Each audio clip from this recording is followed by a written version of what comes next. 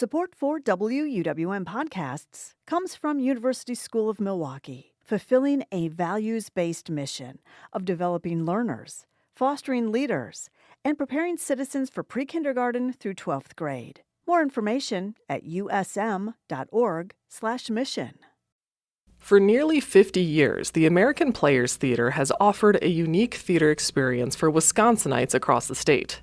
Nestled in the woods of the Driftless region, the theater has two stages, one of which is outside.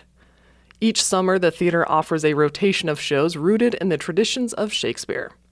Earlier this summer, the American Players Theater was recognized with the Tony Award for Best Regional Theater. To learn about the theater and help you plan a trip there, Lake Effect's Becky Mortensen is joined by Artistic Director Brenda DeVita and Amanda Weibel with Travel Wisconsin. Brenda, could you start by just describing the American Players Theater campus and the theaters you have there for maybe someone who has never been? Yeah, the campus here is absolutely gorgeous, as you might imagine, in the Driftless area. It's all hilly, and the founders started this theater on a hillside. So it's about 110 acres of wooded area with some hills. So the theater sits, the Uphill Theater, which is an 1,100-seat theater outdoors, sits on the side of a hillside with amazingly beautiful acoustics, which is why this place was chosen specifically.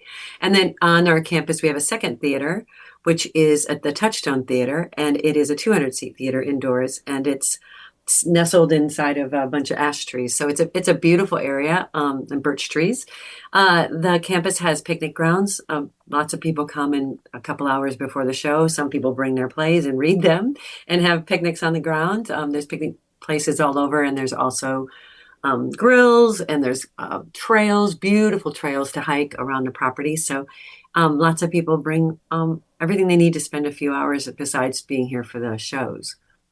Yeah, I saw that you recommend people don't just show up for the shows. You should come a couple hours early, enjoy that 110 acres. Can you talk a little bit about that tradition of the picnicking ahead of a show? Yeah, it's interesting. I think the world is in great need of ritual, and rituals come out of people instinct to do something over and over again that it's meaningful. And I think that picnicking, and even the event of coming to APT for a lot of folks is it's a tradition in their family. It's a ritual. They bring their grandkids, their kids, and it's generational in a way a lot of times. So one way that people celebrate their summers is by coming to APT, having their family come. They bring a picnic. So my kids always brought a Frisbee or always brought a football to toss around. And then they may spend some time, the picnics are, at first I used to think it was a little bit of a competition because I'd walk around the picnic grounds before the show and laugh because there's people with candles and centerpieces and tablecloths and wines. And then there's other people who just pull up with their backpack and pull out a sandwich. But it's very casual as you want it to be. But it's also, like I said, a little bit of a ritual. I don't know. I just feel like people are really looking forward to having something they can count on and something that is understandable and comforting to them. And I think the picnicking before the shows is part of people's experience here that they've built into their tradition of coming. So you mentioned the Hill Theater. Can you just describe what this experience is like, seeing live theater outside in the summer surrounded by nature? What it's like. I think that one of my designers said it best, Takeshi Kata. He's worked here for 26, 27 years, and he walked up the hills to go to see his designs during our rehearsals. And he said, it's like you shed your critical self when you walk through the woods like that at other theaters you have to park your car and deal with traffic in the parking ramp or whatever and get in. And here it's just very much intentional. And the experience of walking through the woods from your car through the hillside up to the theater that's at the top of the hill, it does something to people. We all know that feeling when you're in nature, and that's something that we got simply by its location. It's just a really interesting feeling to be under the stars at night and know that the play that could be, hundreds of years old is under the same stars that the people watching it back in the day did. We're sitting under. So there's a lot of feeling of an ancient kind of experience that comes with being outdoors, I think, and especially the stars. So it's just a very different experience. There's bats and there's birds, and there's always bird song. There's cicadas, which we dislike quite a bit, and when they get really loud during the show sometime.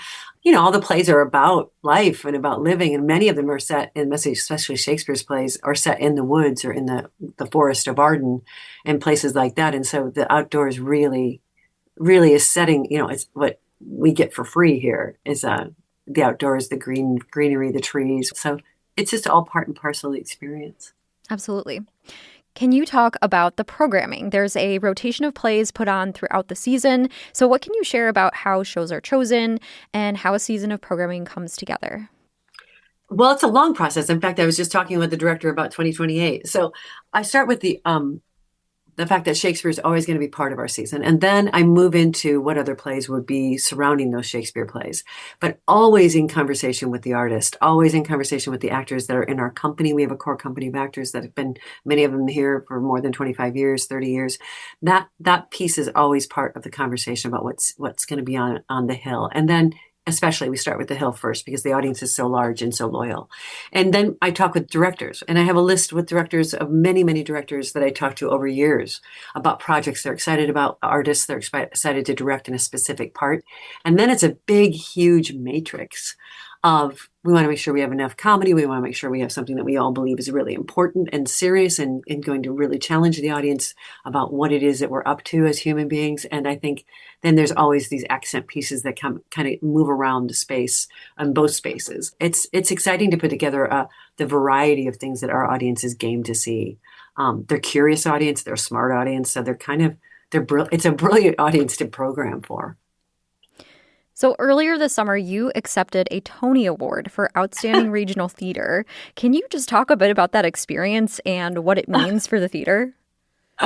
I don't know what it means for the theater other than it's incredibly humbling and we're incredibly proud and we feel really lucky and fortunate to be acknowledged on that kind of stage. It's nothing headier than that.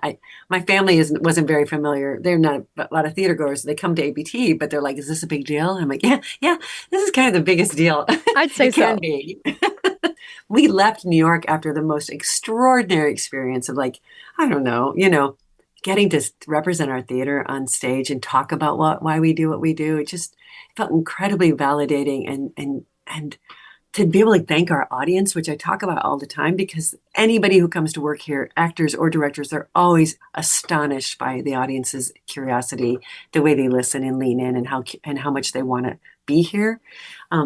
So we got to thank people that we've wanted to thank. We got to acknowledge all the hard work because it's no joke what we do here. And so the Tony really, we're doing it not to be acknowledged because, Randy Do Kim, who started this theater, dropped it in the middle of nowhere. And I can say nowhere because I'm from nowhere, Iowa. I'm from a farm in the middle of nowhere. So that's just not normal. That's not for the weak of heart. That's for somebody who's really passionate. And so to have something, we never did it to be acknowledged. This place just to grow an audience, just to serve this great audience is really, and the artist. And to get to be acknowledged is extraordinarily humbling. So that was fun. That was really, really fun. Wow. Congratulations. That's truly Thank incredible. You. It was incredible. And we got to buy really beautiful, nice dresses, which is always fun. A bonus. Don't wear a lot of those. Bonus. Not a lot of dresses like that on the property here in the rain. You're not going up the hill. So that was fun. All right, Amanda, I am going to turn it over to you. There are a couple of notable places near the American Players Theater, some of which we have mentioned before, but could you just talk about a couple other places people could check out while they're in the Spring Green area? Spring Green is a small city with a big reputation, and it's for good reason. In addition to American Players Theater, this Spring Green community is where you'll find Taliesin. That's Frank Lloyd Wright's home studio and school, and it's a really prime example of his architectural vision and legacy. It's absolutely stunning, from the grand views of the home to all the small details that Wright put into everything he designed. Taliesin is actually part of a UNESCO World Heritage Site that recognizes the cultural importance of the landmark. So it's really a must visit when you're exploring Wisconsin's Frank Lloyd Wright Trail. You'll also find House on the Rock. And this is an attraction that will delight, shock, wow, and amaze you. And if you have been there, you know that all of those descriptions are absolutely true.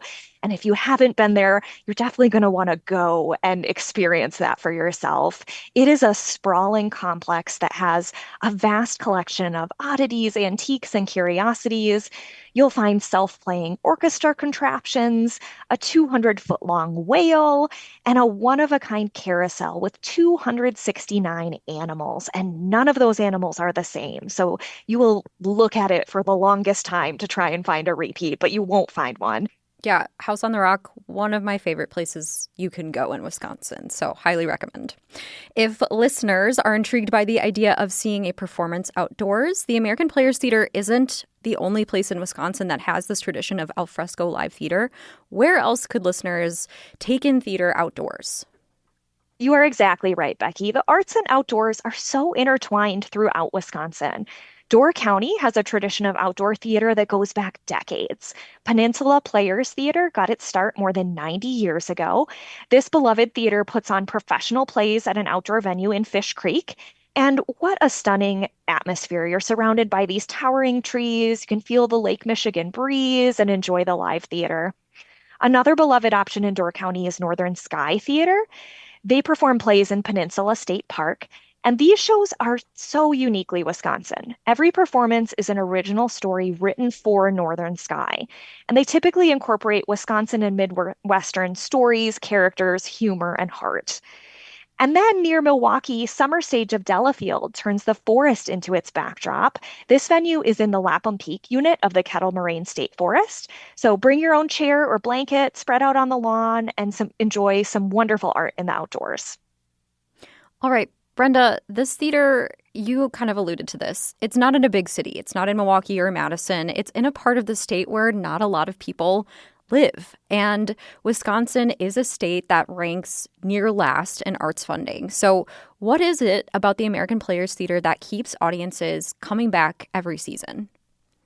I think that I'm so infuriated, and we could do a whole another show about the funding for the arts in the United States and specifically Wisconsin. But what it proves to me is that people are hungry for it, and people are really, really interested. I talk to our audience all the time. I'm at shows a lot. I talk with our audience at many, many events, and really curious about why they come. And one, they think that the art is excellent, and they go to theater a lot of places, many of them. There's a section of our audience that is very theater literate, and they love theater, and they think the work here is on par with anything they see. That's a huge compliment, and that's really, really what we're striving to do. But I think they talk about the authenticity of APT. They talk about the authenticity of the people that work here, that they are actually artists and artists and artisans that work here that believe that art is for everybody, and that doing this work for these people that come to APT it's for them. Like we're not shooting to go to Broadway. It's not our goal. I get what the compliment is. It's that it could contend with New York. That's a great compliment. But what we're doing is building things for this audience. So I think the people that work here talk with our audience. They walk down the hill with their audience. They come see shows and sit in the house with their audience. And I think that the kind of authentic relationships built are what people are really hungry for. They're really hungry for live human connection. And I think that we try our best to provide a space where communion and community is possible. And at thousands of people sitting in a house, being able to see each other and experience each other's, I just feel like there's so few places we have that kind of experience with a common interest. I feel like people are just dying for that kind of space. I think that's partly why they come back. I think that you can't separate the idea of being in nature and seeing a play. Those things are just completely interwoven here and at other outdoor spaces. And that's something I think people crave, is to be in nature, but not everybody's like down for a hike. So this kind of serves a lot of purposes for people. If we do our job and the work is good, people find it worth their time. And I think they're looking for experiences that bring them together and make them feel present and human and part of something. Absolutely. All right. Brenda and Amanda, thank you so much for joining me for Wandering Wisconsin. Thanks you so much for having us. Appreciate it.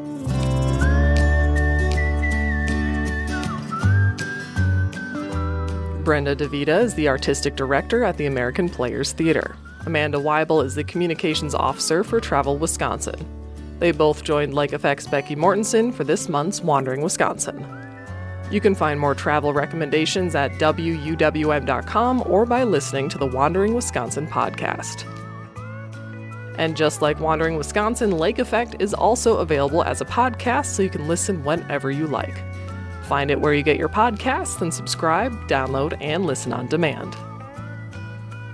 We'll take one more break, and when we come back, we'll meet a local woman leaving love letters for strangers around Milwaukee. Keep listening to Lake Effect on WUWM.